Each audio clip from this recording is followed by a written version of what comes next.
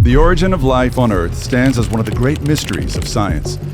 Various answers have been proposed, but today's guest believes the science behind these theories is largely false, and he continues to challenge top researchers to provide real evidence. Named one of the world's most influential scientific minds, Dr. James Tour often finds himself in the spotlight for his heated debates against secular scientists.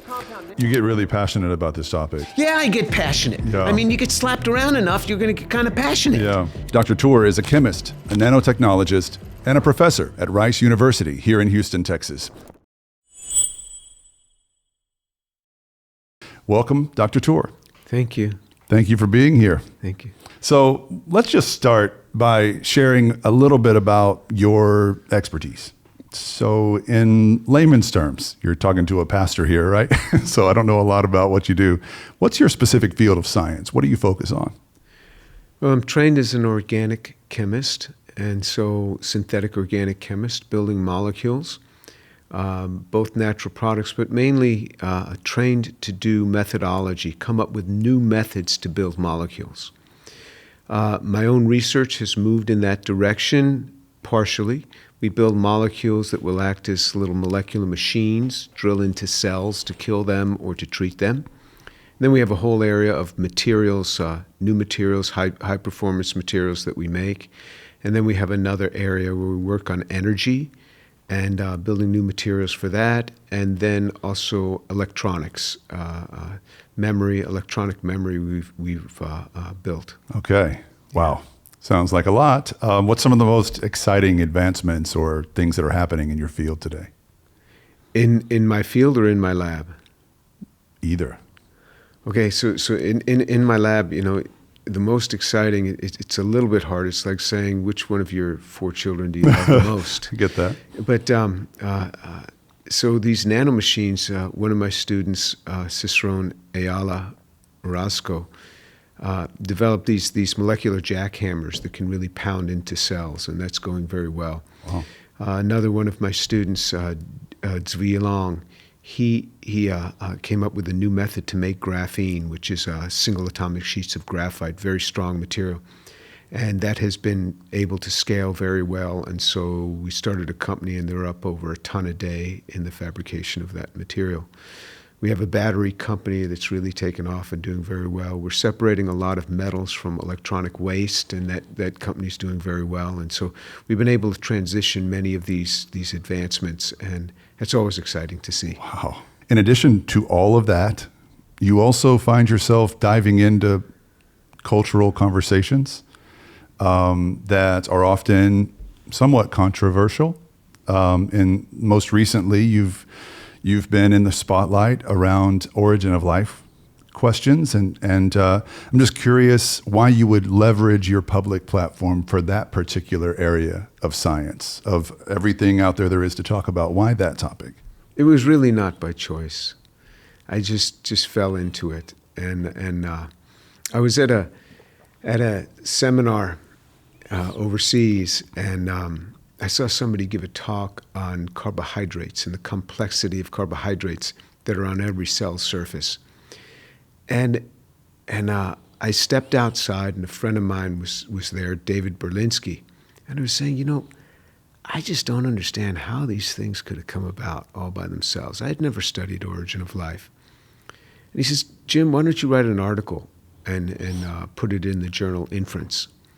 And I said, you know, because he was working with the journal at the time, and I said, okay, maybe I'll pull something together. And so I started researching this. What are the ways that people have proposed that life came about? And as an organic chemist, so origin of life is before biology, before evolution could have taken hold, before any biology. It's strictly organic chemistry. And so as I started looking into this, I started asking my colleagues, is there anything here? And they'd send me a couple of papers on it, and I'd ask them, you know, how did these things come about? They said, well, it's supposed this reaction. So I started studying this, and I thought, this is nonsense. This is not true. It could not have happened this way. And so I wrote an article for the journal Inference, and then the world exploded. Really? Yeah. So those who work in the area were very upset, and they started contesting with me, and I got a lot of very upset people saying, I'm a religious fanatic, and that's why I wrote it. And this had nothing to do with my faith. This is just looking at the science. So I wrote another article and another one, and I started putting it out there, and then I started. It was actually during COVID that because I had given a talk on origin of life, and then I was kind of slammed by other people on the internet, and so during COVID I couldn't travel, so I started making videos on this and started posting them up there. Yeah. First, just with friends of mine doing the editing and things like that, and it just exploded from there. So it's not like I wanted this fight. In fact, I was blissfully unaware that if I just publish a scientific paper, that things could explode around me. Yeah. As a scientist committed to your craft and your discipline, did it bother you what you saw, or maybe what you didn't see in terms of the research going on? Oh yeah. It bothered me because I knew all it was showing is that life could not have formed that way for multiple reasons. And I'd point these things out, and nobody would contest with me on the science. They'd never say, no. You've got the science wrong. If they did that, I'd have been very happy, because that's the way science normally moves. Right. You propose something, and people push back on it, and they show you the rationale, the scientific rationale. But none of what was coming back at me was science. There was no science in this. So what was it? If it wasn't science, what did you see? Is it? It was accusations that this is a religious guy trying to say that God are the gaps. And I said, I never mentioned God. I never said because we don't know, therefore God. And so I was being accused of things that I never said. But in science, if nobody pushes back with science, it was ad hominem attack, and then they would double down and say that their results are sound. They would say things like, most of the paradoxes on origin of life have already been solved. And I'm like zero of them have been solved. None of them. Tell me, what do you think that is solved here? And they would never give me an answer. Yeah. They would just go on another YouTube channel and say it again, or make comments about me. And so then I knew that there's some other agenda here that these guys must have, because for 40 years they've been working on their careers and trying to advance this and making many, many claims, which they'll make a claim in their papers that goes way beyond what their data showed. Yeah. And then the press takes it from there and ramps it up much more. And then that gets into textbooks. So that the textbooks, you look at origin of life in textbooks, it can't have happened that way. Mm-hmm. But it's in textbooks being taught like it happened. And if, like they say, if a lie gets told enough times by the right people, then it becomes the truth in people's minds. And I've heard that. I can understand that's probably what bothered you the most. I mean, not even as a theologian, as a scientist, like that's just bad science. It was just bad science. And then I had other people coming up to me saying, I agree with you. I agree with you. You got this right. Behind the scenes? Oh, yeah. But don't use my name, because they didn't want to go through what I was going through. I had several colleagues at Rice, synthetic chemist colleagues, tell me that they agree with me. I had several people over the internet contact me and say, but, I don't want to be known for this. And because any chemist sees, everybody sees what I see. And I've even said to the guys in Origin of Life, I said, you see exactly what I see. And they won't contest with that. Yeah. They'll just stay quiet. It's too much of a threat to their narrative. But I can understand that. If you have for 30 or 40 years worked in an area and made all sorts of claims, and then somebody says, the emperor has no clothes, you don't want to end your career like that. Right. I can understand it too, but it's also very scary. As a layman, to think about the scientific community wielding such power. But COVID opened things up. How so? COVID exposed all of this. Even for me, I mean, I wasn't an anti-vaxxer. I trusted these things. And then you start finding out there's something wrong here. You told us, don't even bother wearing a mask. Okay, well, it's not going to. And then, no, wear a mask. Wear 2 masks. Science is not like this. Yeah. Real science is not like this. And then you start, as a scientist, you start looking at this virus and the structure of this thing and how you have multiple cationic centers next to each other. Nature doesn't do this. I mean, this thing was made to bind to humans. Yeah. And this was interesting. You It was think that engineered, right? So, Yeah, and if you said that, you were there was a time when you were a bigot or canceled for saying that.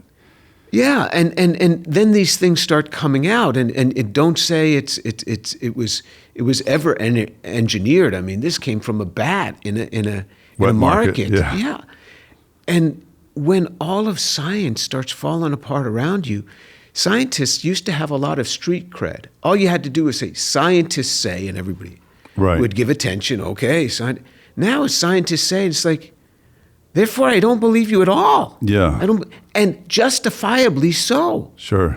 Because I've seen it with Origin of Life, and then I lived through it with COVID, and now I'm far more circumspect when I hear something. Right.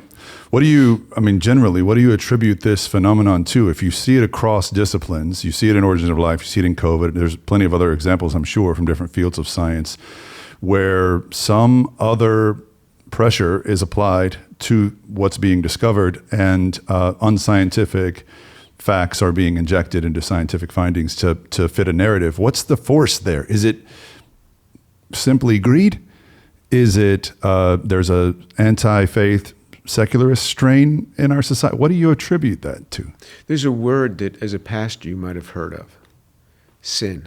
The biggest word in the human language. Yeah, I've heard that word. Yeah. Yeah, and people thought scientists were somehow different, but we're no different. We want to allay our fears. We want to look good to other people. We're just like everybody else. Yeah. And sin creeps in, and I saw this with Origin of Life. There was this mindset, and you couldn't argue against it, or else somehow you're attacked. And this is not good. Right. And I was living this now with Origin of Life, and now I'm seeing this with COVID as well. Yeah. And the attacks that come from people that really know almost nothing about chemistry are contesting with me, and I'll point something out to them, and they say, no. And it's like, have you ever taken a course on this? You don't understand anything. Right. You don't understand anything. And you're making these claims, you're parroting what other people have said, but it makes no sense. Mm-hmm. And then the community is not standing behind me. They're not coming forward because they're afraid the same things, the criticisms that I'm getting, are going to come at them. And I understand. Look, I never studied Origin of Life. I didn't care. And then when I started studying this is where it was all exposed. Scientists are very busy. You get 300 emails a day you got to address, and then you got to write for grant money. You go hat in hand all over begging for money to keep your program funded. And then once you get funding, you have to maintain it because you've built a group up to that level, so you have to now maintain that. Sure. It's a lot of work. Yep. And the last thing you need is to have the community against you for something that has nothing to do with the particular field that you're studying. So why go ahead and stand behind Jim Tour publicly? Why do that? Mm-hmm. There's a professor from Princeton who's just retired. And now that he's retired, he says, hey, let's write a paper together on this. Because he's got his pension, he's set. Yeah.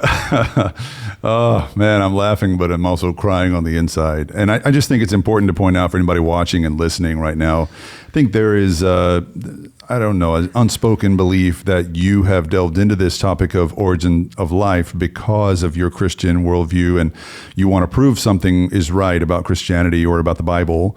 That flies in the face of the science in this case. But I think there's more to it than that for you. And forgive me if I'm reading too much into it. I see incredible value in just fighting for the purity of science itself. And science in our culture is like an institution that is one of the underpinnings of our well-being. It's just like the family or like the church or the government. Like we need these things to be of integrity. And once the integrity of your institutions comes into question, I mean, that's a slow, steady descent for our civilization. I think if people stop trusting what the scientists say, where does that leave us? And so I think, religion aside, this is a topic that's worth fighting for just because of what you saw when you looked in. Let's talk about that. What you saw when you looked into the research, without getting too deep into the weeds and losing everybody who doesn't know the big words, what did you see was missing in the scientists' explanations of the origins of life and the assertions they were making?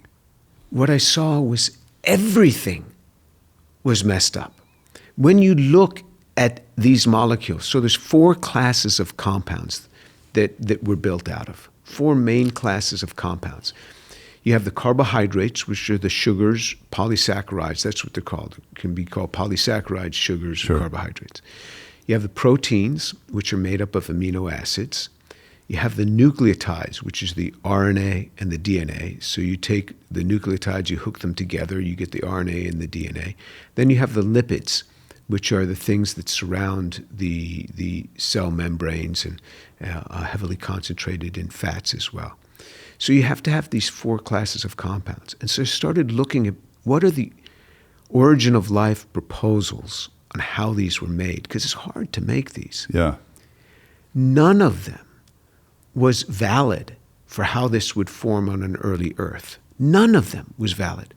So for carbohydrates, first of all, nobody knows how to make the carbohydrates. They talked about the foremost reaction. The foremost reaction, when you start looking at it, is an utter mess. It makes gazillions of, billions upon billions of structures. When you have impurities, you can't do chemistry because those impurities gum up the works. Sure. Biology can handle impurities. So in other words, you can take a handful of supplements and your body knows what to do with each one of those. You've mixed them all together in your stomach. Yeah. And biology has enzymes that select these out. Chemistry does not have this. And an OH group on this molecule will compete with the OH group on that molecule that you want to couple. It doesn't know the difference. And so the foremost reaction would be invalid. It couldn't work. And people who've used the foremost reaction, they say, hey, we can see a little bit of it in there because we have instruments that can detect to a very fine level. Okay. But you could never use that. And so then they would buy that from a chemical manufacturer and use it in pure form. I said, that's cheating. You'd never be able to do that on an early Earth. Yeah. So then you have to take those carbohydrates and hook them together. That's the polymerization problem. The polymerizations are unfavored. There's something called the free energy, and the free energy is positive. It means it's unfavored. It wants to go back to starting material. The free energy was positive. Then it was the ability to hook these up. You get trillions of different arrangements you can get, but biology uses just one. Okay. How did it select that thing out? There were no enzymes around. So that didn't work. Then you go to the next class of compounds, the same problems, the proteins from the amino acids. First of all, the amino acids, nature uses 20 amino acids. But if you just randomly make amino acids, say in a Miller-Urey experiment, you get thousands of amino acids. How do you just get the 20 you want? Won't these other ones compete? And they just go with alpha amino acids. What about the beta and the gamma amino acids? How come those aren't competing? Because those form too. And then you the whole element of chirality, meaning that everything in nature has a handedness. You have a left hand and a right hand. It just chooses one, not the other. And with the carbohydrates, it just chooses one. With the amino acids, it just chooses another. And so nobody knew how that was forming properly. Then you have to hook the amino acids together to get the protein. Free energy is positive. It doesn't want to do this. Right. The way nature does this is it has catalysts that drive this thing and pull the water away from this. When you're in an aqueous system, it goes the other way. So nobody solved it. They have these extra things hanging off that would compete, that stop the polymerization. So you can't make the amino acids. Okay, so let's look at the nucleotides. Maybe life started with the nucleotides. You get to the whole RNA hypothesis of life. Same problem. To make a nucleotide, you first have to make a sugar. But remember, we couldn't solve the sugar problem. Right. Then you have to hook a base onto it, and then you have to polymerize these. Guess what? Free energy is positive. It doesn't want to polymerize. And you get the wrong assignment because you have this free hydroxyl. And then the stability, even if you had RNA, it would want to go back the other way. It wouldn't want to stay there. It decomposes very quickly.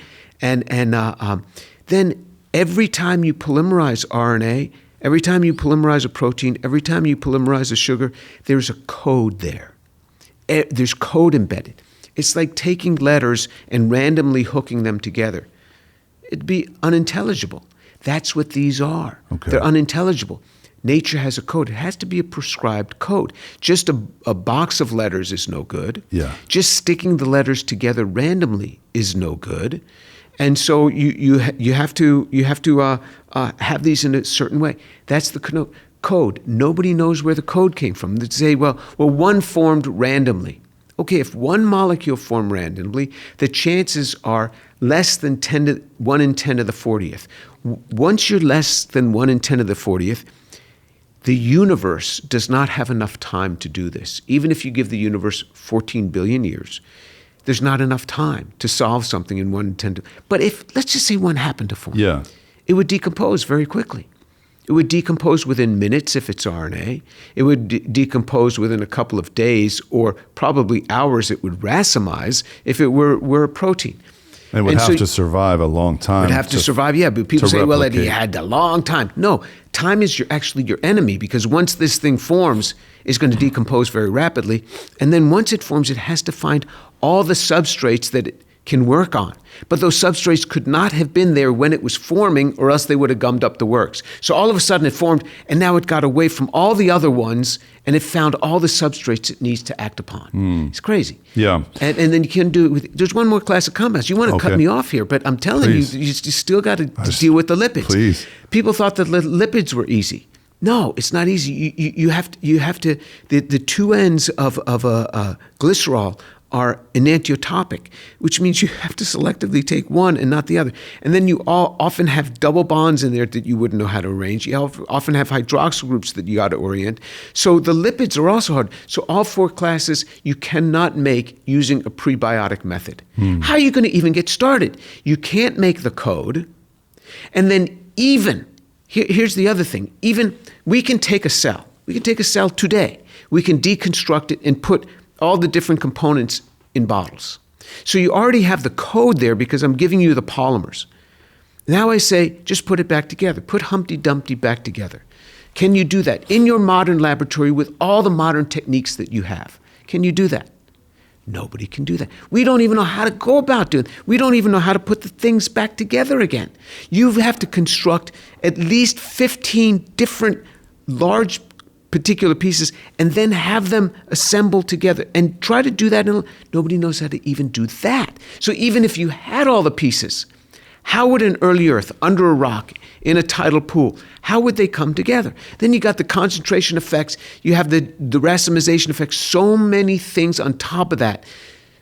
Any one of these stops life. And there are thousands of these problems, thousands. So your point is that it's not just statistically unlikely, it's impossible. It's impossible. It's impossible. And statistics shows you impossibility. Once you get up to a certain number, and it doesn't have to be infinity, just a number, 1 in 10 to the 40th, the number of combinations of just protein-protein non-covalent interactions in a single yeast cell, which is a very simple cell, is the number of interactions is possible is 10 to the 79 billion. 10 to the 79 billion is a 1 with 79 billion zeros after it. The number of elemental particles is 10 to the 90, 1 with 90 after it, 90 zeros. This is 1 with 79 billion zeros. The number of elemental particles in the universe is 10 to the 90, 1 with 90. Wow. zeros after it. So that becomes a statistical impossibility. Yeah. So we can say impossible. Now, you would think that these folks that work in the area of origin of life, you would think that they've got answers to this. Guess what? Crickets. They don't, because I've posed these problems to them. And if you're in a room with them, they'll just sit there and stare at you. If you're not in a room with them, they'll just criticize you. They say, well, Tour's using God of the gaps. When people will not engage you, no answer is an answer in itself. Yeah. When there is no answer. So you're bursting to ask me some questions. Go ahead. I have so many. I don't know where to start, but it seems like generally the ones accusing you of God of the gaps are doing the same thing, like without God, I guess, but with some finding. Yes, time of the gaps. If we had enough time. Time of the gaps. Time of the gaps. That's what the argument is? Yes. If we had enough time, these things would come together, and that's a time of the gaps argument. But these people who work in the area, not the low-level people that send me nasty emails, but the people that work in the area, they see exactly what I see. So they don't send me emails criticizing me. Yeah. They'll never pick out and say, well, Tour has said this, that's wrong. I did a 9-part series. It's 10 hours, 14 hours of teachings on this. You would think that if I got something wrong, they would jump all over it. Yeah. Nothing. Crickets. What kinds of claims do they make based on this once upon a time theory of theirs? Like what headlines were they making about their findings? That we've solved most of the paradoxes in origin of life, that we're able to make the RNA, and once the RNA could form, then we could make proteins, and the enzymes would then do the assembly. None of this is true. None of this. And even if you had all the pieces, I'll give you all the pieces. How would it come together? And then when that was asked to Stephen Benner, who has come with a lot of grand claims, I was in a seminar when he was asked, okay, if you have all the components of a cell, why don't you just put it together if you can make all these things? You know what he said? He said, well, a career is about 80 years. I'm 3.5 scores into this. I'll leave this part for the other guys. Why be so dishonest? Yeah. Why not just say you would have no idea how to do it? Yeah. That's what I'm talking about. Because when confronted, they'll just wiggle with some silly little comment. I have never heard such an explanation in any other area of science. Yeah. But somehow in this area of science, these great chemists, like Stephen Benner, think that this is somehow acceptable. It's unacceptable. Yeah. Yeah, it seems to me that it's religious. That's what it feels like, is that there's a religious movement going on in this field of science that wants to, for whatever reasons, my gut instinct is that they want to counter the theist narrative, the Christian narrative, Judeo-Christian narrative of a creator, which raises questions about even if they could do all of this in a lab.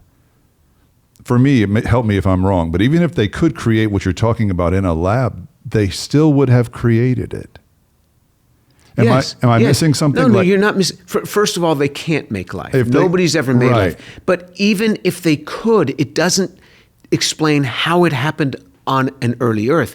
They're what's called prebiotically relevant experiments. Yeah. You would have to show that each one of those things that you did in your lab with modern experimentation that could have been done when there were no instruments around, when there were no other, weren't these large chemicals around. So not only can they not do it with all of their expertise, they can't do it in an origin of life, which is a much harder scenario. So nobody, you make proposals. You don't have to show those proposals, and then you make proposals and then you try to show it. But I've asked them, what is just your proposal? I'm not asking you to do. Just take me through the sequence of things on how life could have originated. What's your proposal on how these molecules could have come together, on how this would have happened on an early Earth? You know what they say? Crickets. Wow. Nothing.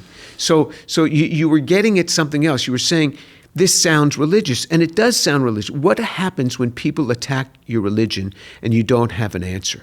Well, what happens all over the world, and we've seen this throughout human history, you kill them. Yeah. There's wars over this stuff. Don't pick on my religion.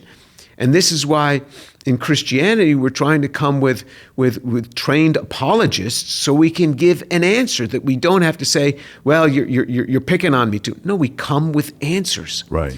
Because answers are hard. It's much easier to just become violent. Sure. And punch the guy in the face because he said something about my religion that I couldn't answer. Yeah.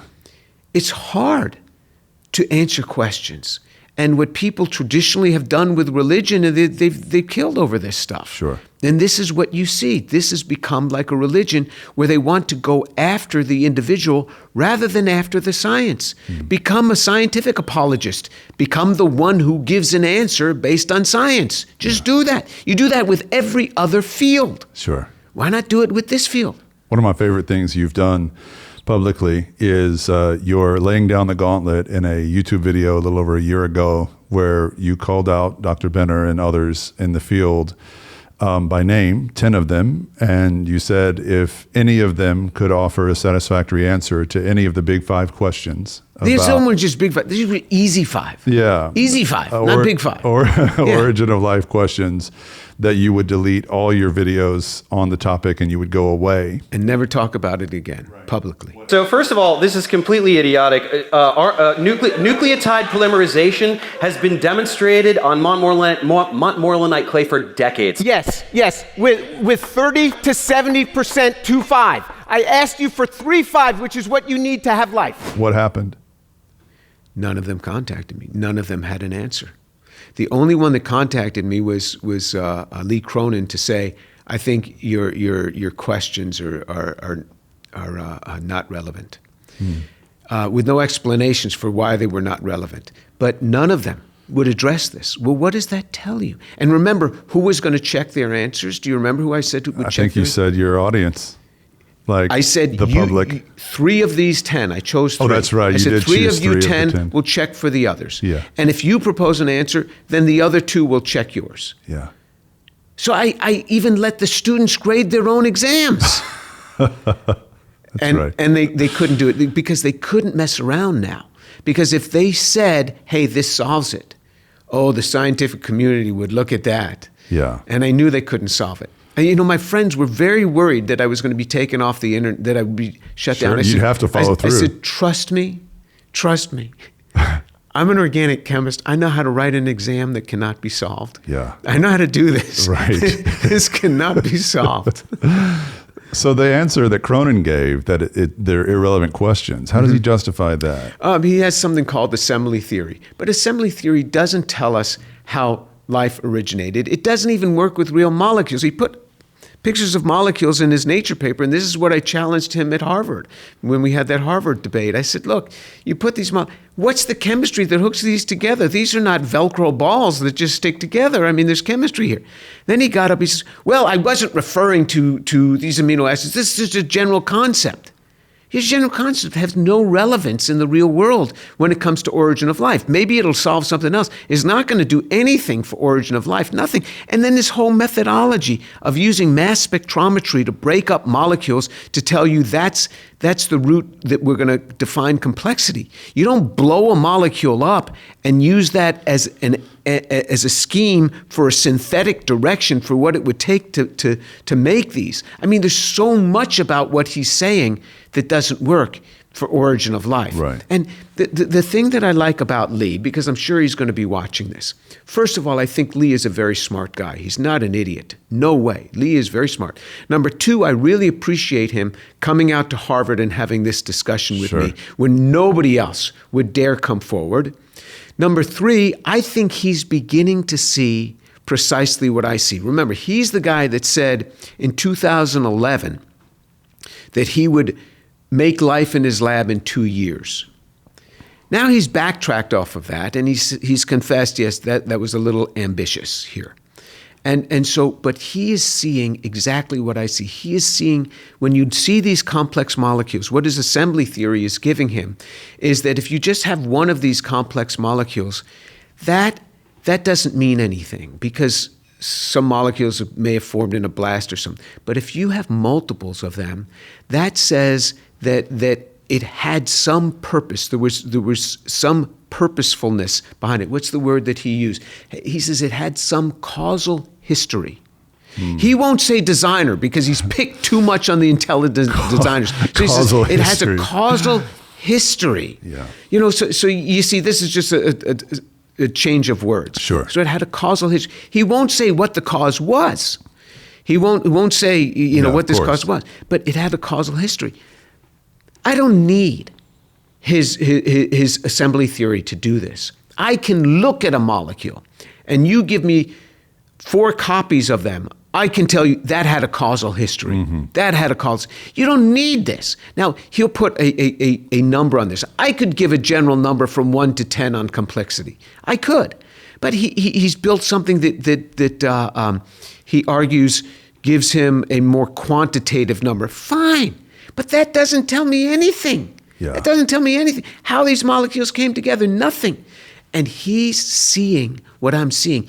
He sees Lee Cronin, and if he disagrees with me, he can challenge me. Yeah. He sees exactly what I'm seeing. He is seeing the problems with the origin of life area because he has said things about origin of life area that he's asked me not to quote him anymore on. So I agreed not to quote him on. Yeah. And but he's made some strong claims about origin of life that are not very flattering. Sure. He says people make a molecule and they make another molecule. And now what? You haven't made a cell, and you trace the information came from another cell. But if you try to trace that information back, he himself said it goes back to LUCA, which is the last common ancestor molecule. So it must have come from there, and that must have come from somewhere outside the cell. He says, this is extraordinary.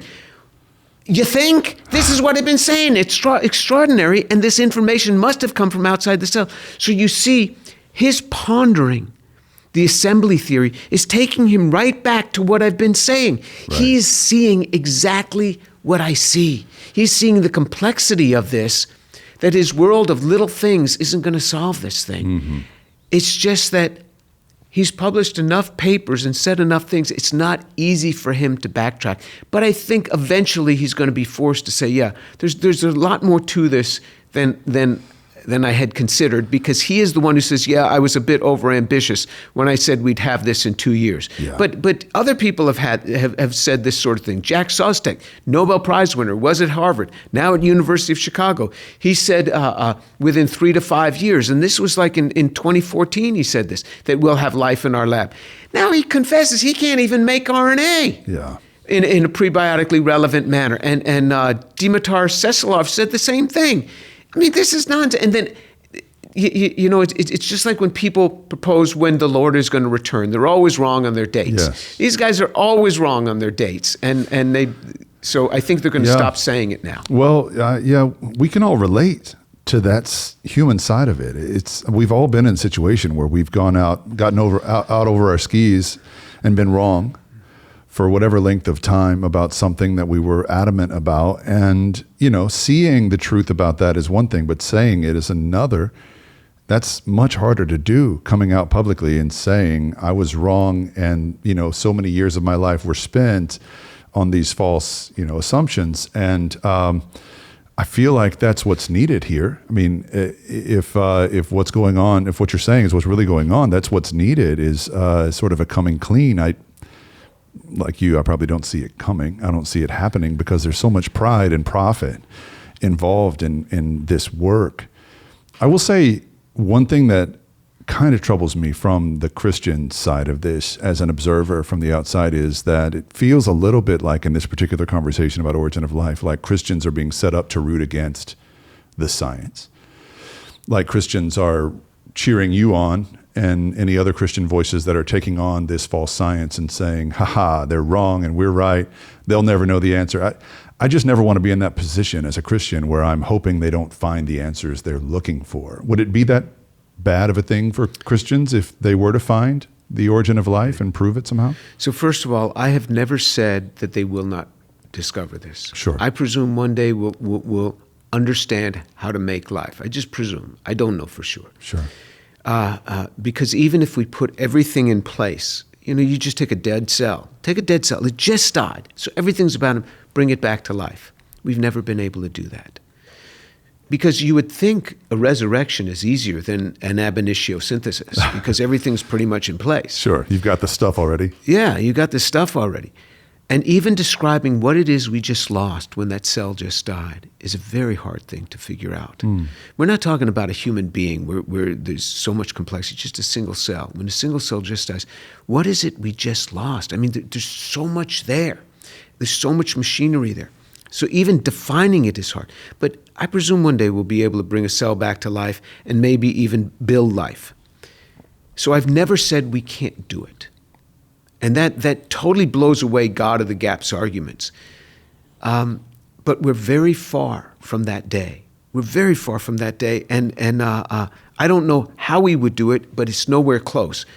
But in 500 years, I mean, a lot happens. If you asked a man 500 years ago, will we ever get to the moon and walk around on it and come back? They'd be like, we can't even fly, let alone space flight, let alone to the. He would have had no concept of how to deal with that, right, how to process that, and that's where we are with Origin of Life. We have no idea how to begin to pull this thing together. Yeah. You had another question. I forgot what it was. Well, I just want Christians to have a posture of generally being pro-science, pro-discovery, pro-knowledge. I think God loves science. I think he made it possible. And so I just want us to not be in an antagonistic position or posture towards science. Yeah, but you can understand Christians because they've been kind of picked on a lot. Sure. You think God created all of this? Ha, ha, ha. We've kind of shown how life could have formed. You haven't. Right. You haven't. So they've been singled out a lot too. Sure. And so there's a reaction. So it kind of goes both ways. Mm-hmm. But also, philosophically, if someone can say, well, there's nothing fancy about it. We can make life. We can make life. And we can cause life to evolve to higher order. You don't need God for all of this. So is there a problem here? Is there a problem where people are somehow trying to dismiss God because they're such sophisticated scientists and they can dismiss this because we know how this happens? What would be the motivation for that? What would be the motivation to somehow dismiss God and make these claims that religion has retarded people, has held them back? The folks like Dawkins and the Four Musketeers and the claims that they make. When people hit you enough times, I mean, you're going to react back to them. Yeah. And you're going to, you get the Schadenfreude. You kind of rejoice when they can't solve this thing. Yeah. And so I can certainly understand this. And then what is their motivation for trying to dismiss God? Has God made science? Has God stopped science? In fact, so many people historically were Christians who loved God and made great scientific discoveries. What is it that they want to dismiss God? Is it because then they can do without whatever they want and get away with it, that they don't have to feel convicted of their sin because they're just a bunch of material things and DNA made them do it? I mean, what is the motivation here for them being so antagonistic against God? And I think for many people it might be, I don't know, they can answer this themselves. Is it so that they can have, use their genitals as much as they'd like to use it without feeling any conviction? What is it here that they want to dismiss all of God? So I can understand where Christians might be upset. Yeah. I was thinking as you were talking, I think probably 20, 30 years ago, it would have been fair to say that there was significant anti-science bias within much of the American church or the Western church. Today, at least, I think I hear you saying that there could be a pretty significant measure of anti-Christian bias in the scientific community in the West. Is that? Yes, I think that's certainly true. I come from a Jewish home. I believe Jesus is the Messiah, that he's risen from the dead. Yeah. If I say to somebody, we get to talk and I say I'm Jewish, they think I'm really smart. If I say I'm an evangelical Christian, they think I'm an idiot. Really? Yeah. And so yes, there is this mindset, there is this perception. Yeah, I certainly think that there is. And what is the last word that you can call somebody in sciences that won't get you canceled? It's the creationist. Jim Tour's a creationist. Yeah. Well, fundamentally, yeah, I believe God made the heavens and the earth and everything in them in 6 days. And what the length of those days is, I'm not sure about. And but He made everything. And so yeah, I'm a creationist in that sense, but I've never used creationist arguments in my science. Yeah. Take on the science. But they'll say he's a creationist, and therefore we don't need to deal with him. It's like a we slur. can just dismiss him. It's a slur that's still allowed in the academy. Yeah. He's a creationist.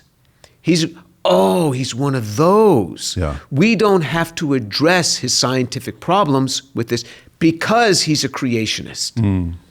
I'm guessing you feel like that's behind a lot of the attacks you've faced, is other scientists' knowledge that you are an outspoken Christian? No, that's the excuse they use for not engaging me. The reason they don't engage me is because they have not the arguments. That's the reason. Yeah. Because they see exactly what I see. What I'm seeing is not magical. What I'm seeing is not difficult. Just remember, I mean, you tell any scientist 6 glucose molecules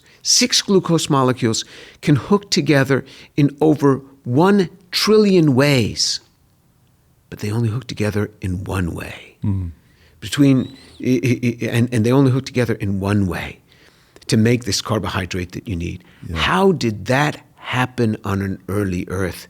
Pre-enzymes, how did that happen? Yeah. Go figure that one out. I mean, they see exactly what I see, and they don't answer. So that's the problem. They'll use the creationist as a rationale, but it's a false rationale. Sure. They don't want to address the science. And I call them out. I call them out right now. I'll call them out right now. Step forward and answer the science. You're so cool. You're so sophisticated. Go ahead and answer the science. Yeah. I'm just calling you forth. I'm challenging you. Everything. I put 5 questions up there, and you can answer. Go ahead, answer those. How did those come forward? I put the 5 questions, and they dealt with the different classes of the compounds, the polymerization, the code. Where'd the code come from? And how would you do the assembly? Just answer it. Right. You get really passionate about this topic. Yeah, I get passionate. Yeah. I mean, you get slapped around enough, you're going to get kind of passionate. Yeah. Yeah, and so people say, why do you get so passionate? I mean, look, I'm locked and loaded. I mean, people have come at me, and I didn't always be this way. Right. But you slap me around enough, and I'm going to hey, come on. To what extent, though, would you say your faith or your belief in the Bible, and especially around creation, fueled your initial sort of foray into this? There was zero. Okay. There was zero. I'm telling you, I saw this seminar. This was not a Christian conference. Yeah. And I saw this seminar, and I said, how did this happen? How did this assemble like this? Then I asked my colleagues, how did these things go together? I bought into the mantra. I thought people in the area of origin of life had so much of this figured out. Yeah. And then you look at it, and it's a house of cards. And it's strictly the science that makes, because this gets back to one of your earlier questions. So what if we find out we can make life? What if we find out how the origin of life happened? That doesn't negate God. Not at all. You know, prior to the 1950s, the mid-1950s, we didn't know why when 2 parents are tall, their child is tall. We didn't know why. Right. It was observed, but why? We didn't understand that the informational code was stored in the DNA that was passed on from the parents to children. We didn't know where that code. So then in the 1950s, Watson and Crick, they defined this, and this is the informational code. And then others showed that then this transfers to RNA, and RNA to the proteins, the enzymes that are the little constructors of us. So they got their prescription, the things that construct us, the machines that construct us, the nanomachines got their code from the DNA. Now we understand. Does this make God less in my eyes? No, it makes him all the more magnanimous. Oh, that's how you do it. Yeah. That's how you do it, Lord. Yeah. It actually elevates him in my eyes in the sense that, wow, you are extraordinary.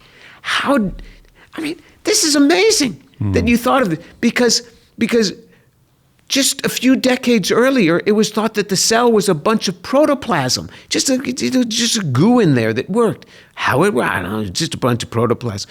And you find out this level of sophistication, and every year, the problem of making a cell, it gets harder because we learn more about what the cell can do, and you're like, oh, to solve making a cell, I'm going to have to do that too, and then I have to do that too, and the next year I'm going to have to do that too. And so it actually gives you a better appreciation.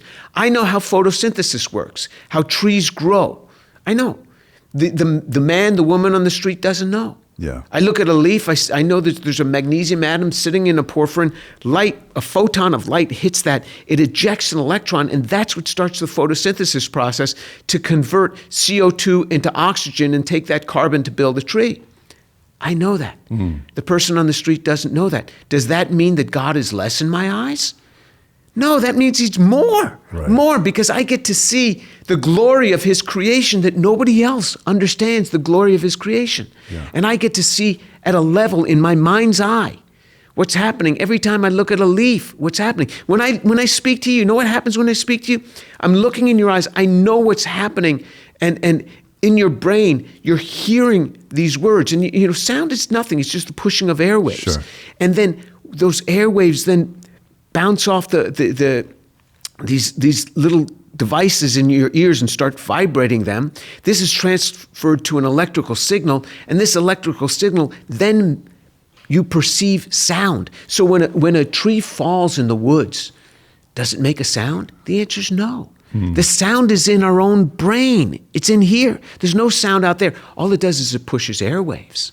Wow. The sound is from in here. Yeah. The man on the street doesn't know this. I know this. Yeah. You see how much greater it is for me because I know something about this? This makes God all the greater. So if we find out, okay, when he spoke life into existence, here's what happened. You'd be like, wow, because God, he gives us the book of Genesis, but he didn't give us the details here. Sure. He just kind of spoke it forth, and I'm like, Lord, come on, how'd you do this? You know, like Paul says, he says, you ask about with what kind of body are they raised? You fool. I'm like, I actually thought that was a good question. You know, what kind of body are they raised? Right. You know, just tell me a little bit more, Lord. Yeah. I mean, how does this happen? Because I want to know. And this is what our forefathers used to say. This is the book of nature. Yeah. He gives us the Bible. He defines it. But then there's the book of nature, and he allows us to explore. That's the beauty of it. Find out. That's what I love, and that's why I want Christians to, as much as possible, be pro-scientific pursuit, because I think God wants to be known, and he gave us these tools for that purpose. And I think when we discover things that are true, I think he rejoices with the angels, and he wants us to know things. I've been amazed by the rapid development or growth of your YouTube channel. I mean, I think that speaks to the hunger that's out there for real debate, real conversations, and knowledge among the people. And it's taken off. I mean, you do a great job with it. Do you ever make the mistake of reading the comments section? Okay, first of all, I don't know which YouTube channel you're looking at. I only have like 160,000 subscribers. Well, I see lots of views. Subscribers in the YouTube world are whatever. And, but, so it's, and 160,000 is not nothing. It's not like Kim Kardashian or something. Well, we don't want to be Kim K. Yeah. But for a science person, for a real scientist, it's pretty good. Yeah. I mean, they're Brian Keating, he's a real scientist. He has a bigger YouTube channel, so there might be a few others, but for science, it's pretty good. And it's a mixture of science and faith. I used to look at the comments. I don't anymore. Why?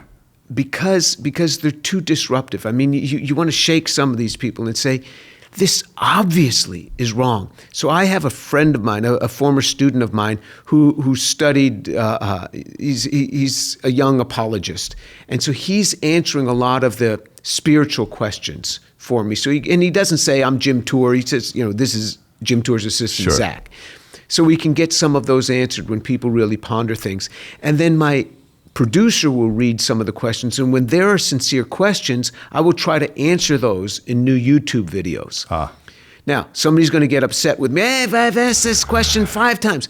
Well, there's a lot of comments out there, and so we can't get to them all. But I plan on doing more sit-downs where my producer just feeds me questions and I just answer them. Yeah. And do this for 15 minutes at a time, once Sure. a week or something like that, and get more of these It's a good answered. idea. But they can be really quite mean. Yes, and that's what disruptive. I was asking about is, like any comment section, you just got to proceed with caution because it can get pretty nasty. And a lot of the attacks against you are what I would call ad hominem attacks because they don't go after what you say. They go after who they see that you are or who they think you are. And a lot of it is anti-Christian. You're just a preacher. You're a preacher more than you're a scientist. And you've sort of addressed that critique in our interview already. But sometimes people will go after your passion and your temperament, I guess. And since you took on this Hey, whole... I'm Jewish, man, from New York. I mean, is that not enough? Yeah, I don't know. I mean, do you get concerned at all that your passion could be perceived as a valid reason to dismiss the case you're making? It's a reason. It's a reason they want to dismiss me. That's fine. You've heard of Dana White. Sure. The guy who made the UFC so Yeah. huge. The guy's amazing. So I'm just going to quote Dana White here. It's always the losers that do the attacking. Now, I'm quoting Dana White. I'm not saying this myself because as a Christian, I don't want to call you a loser, a person a loser, because they've been made in the image of God. Sure. But it's those generally that haven't accomplished very much that are criticizing. If you look at the body of the work that I've done, the publications that I've done, the areas that I've just laid out, these areas of science, how many of those people have laid out a single area? Zero.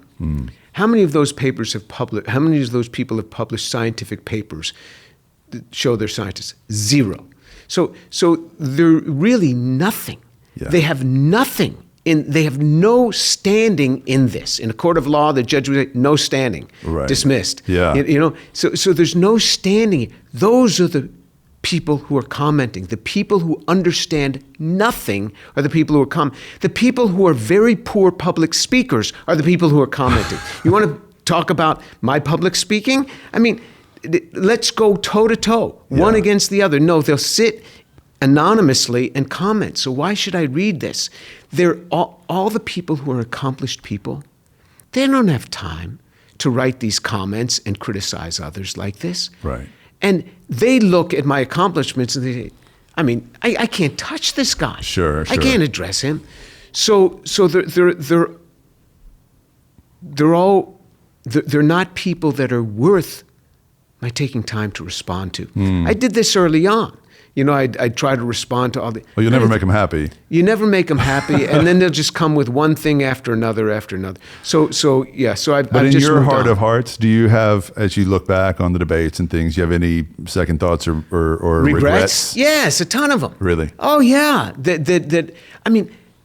So many times when things have been asked of me, and there's a very easy answer that if I had been on a one-on-one conversation with this guy sitting in a normal conversation, we should just point it out. Okay, show me here. Show me how this thing is done.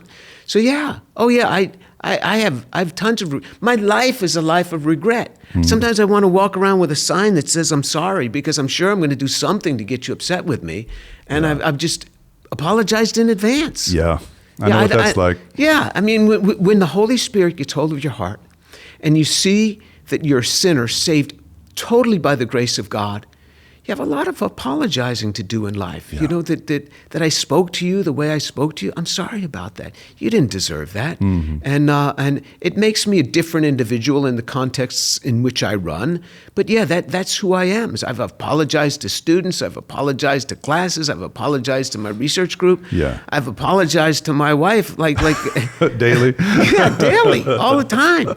So this is my life. I mean, I blow It's it part all the of- time. It's really part of being in the public eye as well, especially private people have to apologize a lot too, but they Sure. don't. Yeah, but you don't want to back off the claims you're making. You know, they're important enough to get passionate about. So you don't want to be dispassionate about these points and this topic. It's too important.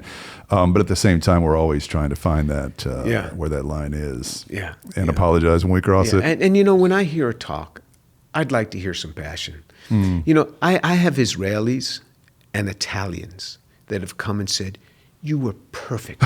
All those times you lost your temper, it was perfect. Yeah, they want more of that. Yeah, they want more. 'Cause it's the sincere. Israelis love it. Yeah. The Italians love it. Right. And I guess the Swiss don't like it. Most people like it if you're saying things they agree with, and if you're not, then they think you're a jerk. Oh, yeah. Okay. That's how it works. Yeah. But I have learned that if you start shouting, it never comes across well. Sure. Yeah. Yeah. It's a tough lesson to learn. Yeah. Sometimes you feel like shouting. It's a tough lesson to learn, and I'm not sure that I've learned it yet. Yeah. Yeah.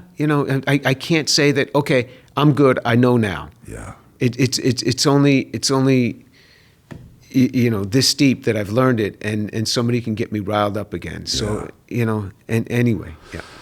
Well, there's about 20,000 questions I want to ask you, but we're going to wrap up pretty quickly here. You got other things to get to, but I want to make sure we have an opportunity for you to talk specifically outside of Origin of Life, outside of the science that you do, about your faith. And I've heard you talk about Jesus publicly. You make no bones about your faith in him, even though that, I'm sure, has cost you all kinds of opportunities and accolades in your field. But just generally, personally, who is Jesus to you? Jesus is the best in every way. This is God come down to earth. God wants to have a relationship with people. But how can he do that? Because no man can approach God and live, the Bible says. He is so amazing. And that makes sense. Anybody who can create the universe, who could even approach him and live? Yeah. But he wants to have a relationship with us. And so what he says is, I will become one of them. I will become a person. I will become just like them. And then I'll explain to them what God is like. But even if I come as a man, they'll be afraid of me. So I'll be born among them. Because if one is born among us, we don't fear them. There were these guys in college, and we were talking about this once on my YouTube channel. They had tropical fish, and tropical fish are very hard to take care of, but they're beautiful. But every time they go to feed the fish would swim behind the rocks. They could never get close to the fish tank without the fish. And the guy said, I wish I could become a fish. I would go and tell them, I mean them no harm. Look, watch, you can come out. God wants to do this. He wants to have a relationship with us so we don't just cower away in fear. So he comes as a man. That's who Jesus is. And he explained to us what God is like. He explained to us, and we learned from his life what God is like. And he's beautiful. He's wonderful. And then he says, oh, by the way, that death that you deserve to die because of your sin, I'll take it. I'll take it.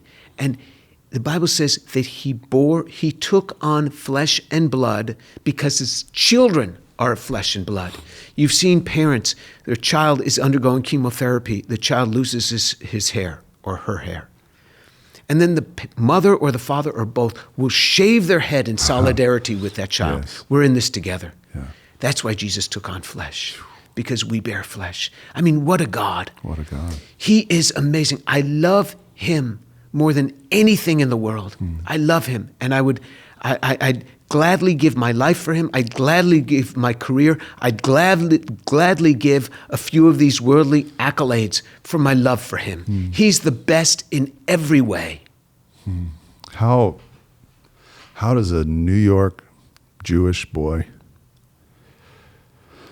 with no access or experience with church growing up, with the mind of a genius, world-famous scientist in the making, how does he become acquainted with Jesus? How'd that happen? Well, first of all, I'm not a genius, not at all. I was always kind of a middle-of-the-road student. God just blessed me. I only know one thing, and that's chemistry. So, it's 18 years old, I go to college. I start talking with a young man in the laundry room, August of my freshman year. First load of laundry I ever did. I'm figuring this thing out. My mother always did it for me at home.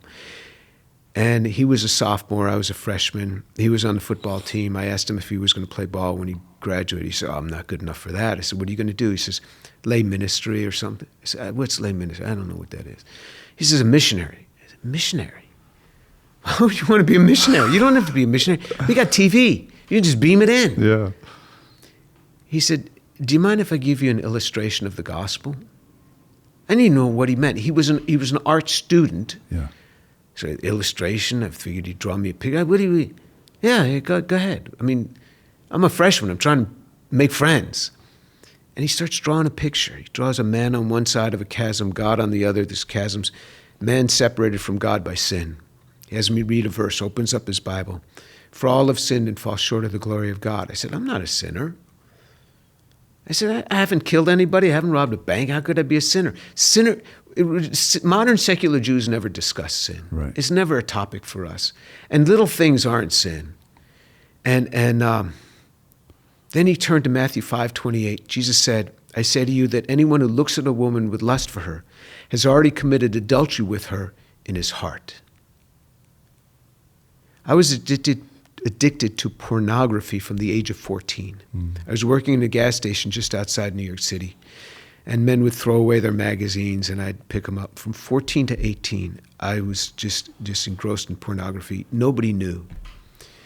And I felt deeply convicted, because when Jesus is getting hold of your heart, his words have this enormous power. And it says, if you look at a woman with lust for her, I could not look at a woman any other way. That's all I knew. I look at any woman, I was undressing her in a nanosecond in my mind. Mm-hmm.